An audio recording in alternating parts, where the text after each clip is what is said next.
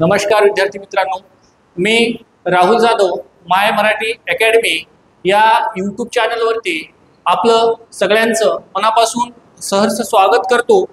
विद्यार्थी मित्रांनो, मी गणित व बुद्धिमत्ता या विषयाची तयारी करून घेतो आणि सूत्राचा वापर न करता गणित कसा सोडवावा हे आपण थोडक्यात पाहूया। विद्यार्थी मित्रांनो, सूत्र कुठंच लागत नसतो, आपल्याला ती सवय झालेली आहे की सूत्राचा वापर करून गणित सोडवायचं। पण विद्यार्थी मित्रांनो, एक सांगतो, सूत्र न वापरता पण गणित आपल्याला सुटू शकतो। तर ते कशा प्रकारे, आज आपण तुमच्यासाठी एक नवीन प्रकरण बघणार आहोत। तर प्रकरणाचं नाव आहे सरळ व्याज आणि एकदम साध्या आणि सोप्या भाषेत आपण त्या प्रश्नाला हाताळून पाहू। विद्यार्थी मित्रांनो, तर प्रश्न असा आहे विद्यार्थी मित्रांनो, दर साल दर शेकडा 6% दराने 2700 रुपये मुद्दलाचे 3 वर्षाचे सरळ व्याज किती?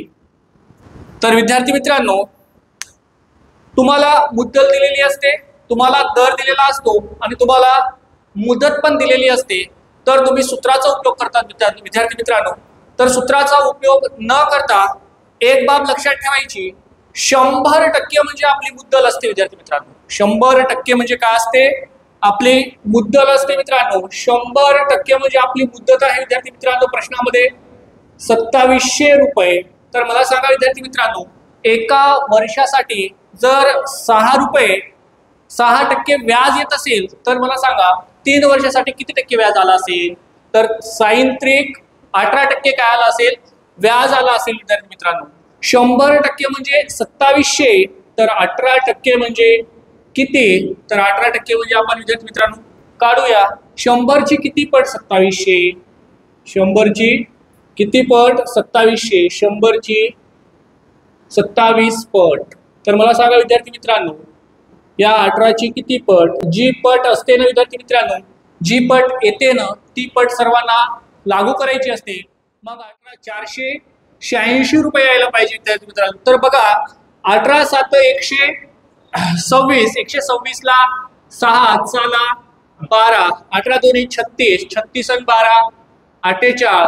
तर या प्रश्नाचं उत्तर असेल विद्यार्थी मित्रांनो 486 रुपये। 6% दराने 3 वर्षाचं सरळ व्याज किती असेल? तर किती असेल विद्यार्थी मित्रांनो? 486 रुपये। जर तुम्हाला व्हिडिओ आवडला असेल तर व्हिडिओला लाईक करा, शेअर करा, कमेंट करा। असेच नवनवीन व्हिडिओ तुमच्यासाठी मी रोज घेऊन येईल आणि रोज तुम्हाला नवनवीन ट्रिक्स पाहायला मिळतील। तर मी इथंच तुमची रजा घेतो, इथंच थांबतो। जय हिंद, जय महाराष्ट्र।